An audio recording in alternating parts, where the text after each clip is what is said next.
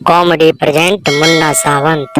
अब देखिए, एक होता है नॉर्मल बुढ़ा जिसको देख के ही लगता है कि नहीं भाई सेवा करना चाहिए, और एक है हमारा घर में पेंशन वाला बुढ़ा।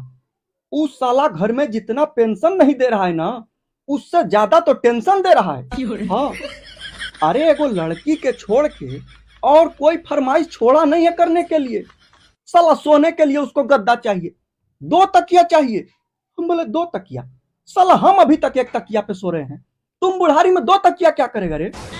बोलता है एक पे सोएंगे, एक पकड़ के सोएंगे। वाह, बाप बोला जो बोल रहा है सो दो, क्या करें? 40,000 पेंशन है भाई बुढ़ा का, देना तो पड़ेगा। और इतना ही नहीं, एक तो साला सब फरमाइश पूरा करो उसका, ऊपर से रोज घर में लड़ाई करेगा कि हमरा आंख बनवा दो।